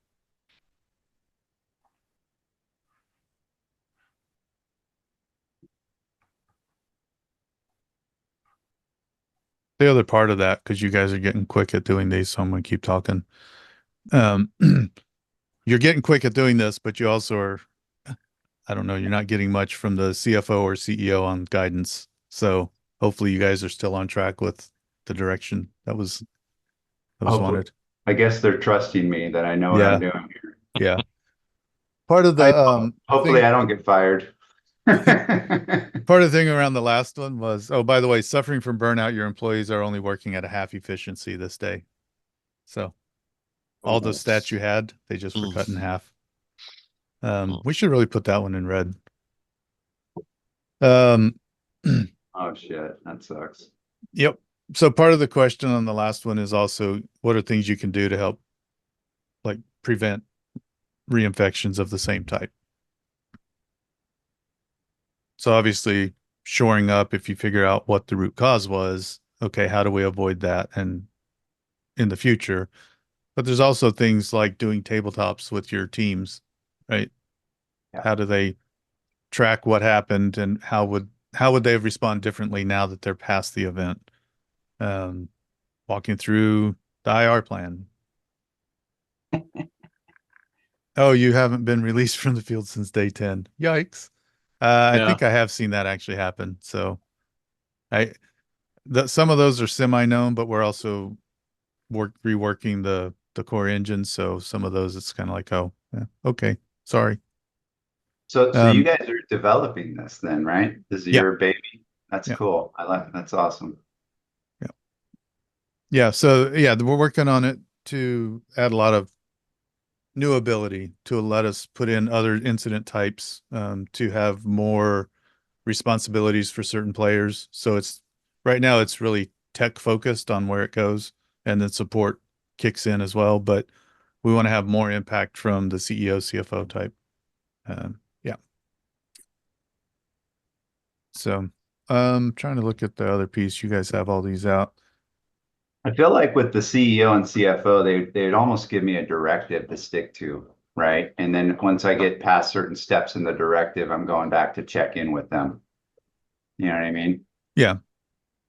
And that you guys started off that way, right? Oh, hey, Yeah. let's back to that prioritization. Let's focus on healthcare, public stuff. Let's focus Day on 15, 6 seconds. on that type of This stuff. is the last day. It is. I haven't told This them is that not yet. on Earth, not on Earth, but just in this specificity. Yeah. So yeah, last day. So we always like to jump in and say, okay, so now that we're at What'd the you last learn? day, what'd you learn? Let's start. Brian G, just because I'm not going to try it again. Gary. What's the takeaway? From this whole event or from day Yep. 15? Whole No, thing. the whole event. Sorry, today being the real today. Sorry. The real today. I'd say it's very easy to get caught with your pants down, I would say. That's a truism. So there's probably a lot of work that we need to do. Good call out. Brian, other Brian. Very hard to make quick decisions with disorganized data. True story. And we're just broken some truisms out right now. Mike, what'd you learn today? And also, if you got any specific notes written down, I'd love to hear them during these meetings. Like what you specifically, hopefully, take in action would make me very happy in my little heart. Yeah. Mike, what'd you learn today? Well, I think the rapid pace of this in terms of doing the exercises on our own is key for simulating the stress of the environment and Thank you. Accurate. having the list of clients with that kind of information would be key. Having data and the ability Yep. to make decisions ahead of time that might precurse the things you're going to Ooh. have to do if you ever had to. So One thing that didn't come up is making sure you have a different form of communication. it's So true. if your main communication goes down, how do you talk with your team and your clients? I Yeah, believe one that of the is other Control rooms was talking about 17.4. having Signal set up already, Yeah. some Yep. sort of a backup method Yeah. that gives you access. That usually comes up. I just realized it didn't, so I wanted to bring it up. Who's next? Sorry. I Other Brian? believe Corey would be our next. I don't I'm remember sorry. who went. Corey. Okay. We need a list of partners and priority. Decide priority ahead of time, and we need to have that printed out somewhere. Yeah. And maybe even priority. One of the ones I've seen do this has done like AA, A1s, AA, A2s. And so you have this like grouping priority that allows you to like, if this one isn't something I can actually do right now, I can move to another one of these groups that allows us to work there. Yeah, great call out. And I will say I want to give extra credence to that. But first, Rob, I think you have not gone yet, please, sir. Anything you've learned today?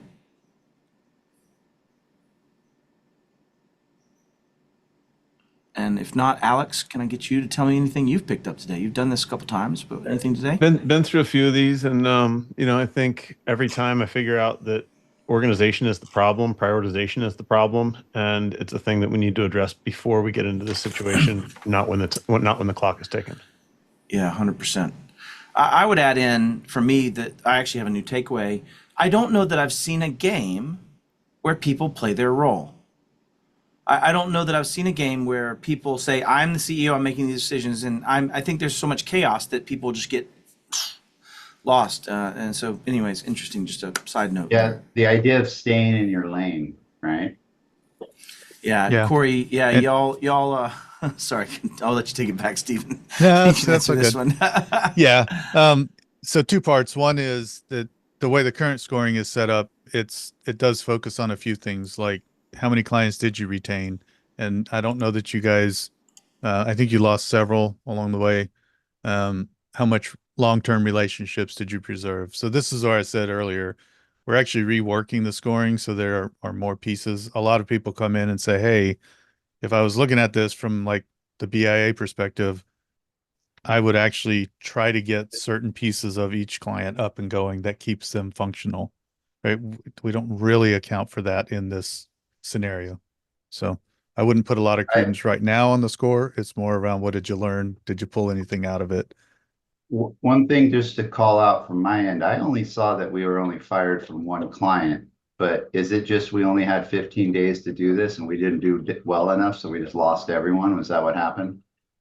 Yeah, I mean, it's based on kind of that cumulative piece. Yeah. So. Man, I thought I was gamifying the hell out of it. I was like making those numbers come down. Yeah. I was like, I know I'm going to keep at least healthcare, right? Yeah. And the CEO was with one client for like what, 5 days?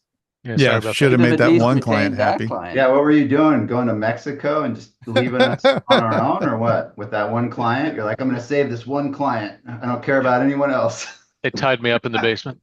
Yeah. All right, 50 seconds. Any other last thoughts before we get pulled back into the main room?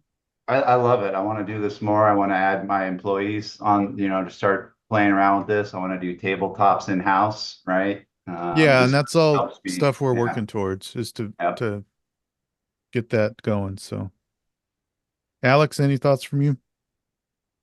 I don't think so. I think you guys covered it. It was awesome getting pulled in. Very great exercise. Yeah. I figured this would be a good empath crew. So that was fun. Great to see all the empath folks here. And if it makes sense for us to do more of these, we got lots of good friends over here at IRGame. So if it makes sense to do more of these, we'll circle the wagons and maybe try and pull off a couple more.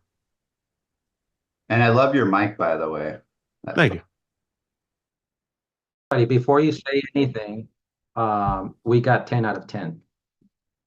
Yeah, you got that same bug. Yeah, I know. But what was the second score? Yeah, what was the after score? What was the after score? That's the question. Hey, Matt Lee, you ready for this, brother? Ask Degley how many texts they ended up with. How many texts y'all wind up with? -2. -2 texts. Literally, actually go find one out of the gutter and loan them? Yeah, they literally. I feel like they literally wound up with minus. I feel like what texts, happened with so, that issue was though, like they just weren't happy and they posted really bad reviews. So we're having. Oh, I see what you mean. You're fighting uphill on a negative glass door type scenario. Oh man, you probably had overtime and some real key fires. That sucks. That's a bad roll. I've never seen that. Wow. Yeah, no, it was new to me too. Yeah, absolutely. You know what? We didn't have to do any firing. They left on their own. So yeah, and apparently said, "Who's coming with me, man? Who's coming with me? Yeah, Jan." All right, sorry. Maybe a movie All right. reference there. Well, Wes, do you wanna give us your ending thoughts here, and then we'll do the same. Yeah. Hopefully everyone enjoy this. Thumbs up, thumbs down, thumbs Yes, medium. thumbs up. Yeah, Always. I mean, isn't it awesome? Just having that chance to just jump in and actually play something and feed off others on what you would do, and the gruesome truth of dealing with an incident. There's no perfect right answer. It's a whole bunch of juggling of the lesser of two evils sometimes. So I hope this was helpful for you. And Bob and the rest of the team, thank you guys for carving time out once again to do this. Man, it's super fun. So thank you. Yeah, well, we love doing it. I dropped a link for those of you that might be willing to give us a testimonial. I dropped a link over in the chat. It's a Sinja page. You can either do video or just written, but it would be helpful to us if you guys would do that. If you would do both, it would be. I think that'd be great. I know it's yeah. Please do both. Is this link gonna close? Because I have a meeting right after this, and unfortunately, that's gonna go till end of the No, day. it'll be there. Okay, sweet. I want to add something too for everyone's edification. Control 17 in CIS addresses incident response. 17.1 says designate personnel to manage incident handling. That's humans. First off is just have humans. First one. 17.2 very rapidly says, hey, you know what? Maybe have a way to contact and who to contact during security incidents, right? Which ones, which HIPAA, which things. So we covered a lot of this today. 17.3 goes into incident process for reporting incidents. 17.4, have you heard anything about an incident response process yet? You haven't. And the point is, at least get those things in place. If you don't already have this in your own organization, get the humans decided. Sure. Somebody said that very well earlier, right? Get those things planned out, know who to talk to, have your client information printed. I've heard several people do amazing stuff around that. So last thing, I'll shut up. Thank y'all so much for being here and fighting this fight, whether you chose to be here and fight this fight or not. And I appreciate all y'all, and thanks for everything you do. Spread the word. And Yes, we're gonna be doing. We're like I said, we're working on it. We're testing our 2.0 framework, so we're gonna have more scenarios: business email compromise, cloud compromise. So we've been working this ransomware one pretty hard for a while, but we're gonna have the other ones here within 45 days or so. So just be on the watch out for that. But like Dagley, this is what, 4th time you played it, Dagley? Yeah. So Dagley's been back 4th time, played different roles. You learn. It's like anything, like a good movie. If you watch it over and over, you learn something new every time. So you're welcome to come back. That's Please why you spread got the word. 10 out of 10. That's why. Yeah. So please tell everybody you can, and post on LinkedIn, that it was a worthwhile exercise. It's going to be free. We're always probably going to do a free version, but we're going to turn this loose at some point into the channel so that MSPs can use it with their clients, or enterprises can use it with their businesses or whatever. So that will happen. And the more input we get, the more players we get to give us input, the better the system's going to get. And we're building this out in the open, and we're MSPs building it for MSPs and enterprises to use. So really appreciate you guys all being here and spending the time. I know it's Friday, hard to dedicate this much time, but I bet it went fast for everybody like it does for us every time. It seems that amount of time just seems to fly by. So tell your team I said you guys can take the rest of the day off. Yeah, that's right.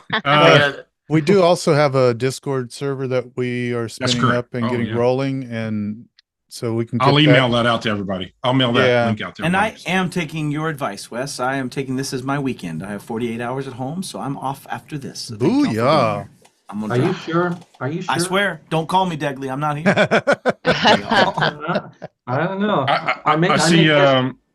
I see people asking about getting the recording of their room. Once I get the recordings, I'll put them on YouTube and break them out by room so that you guys can actually see them and then show them to other people if you want to. All right, we'll do that for sure. Send an email with the links for it. Yeah. I'll send an email with those links. I'll send you the testimonial link again, and then I'll let you know the Discord. Let you know the Discord thing too, to have it all in front of everybody. But look, have a great weekend, everybody. Discord link have a great is in weekend. the chat. All right. Bye-bye. Take care. All right. See you guys. Thanks all. Thanks, guys. all. Bye. Thank you.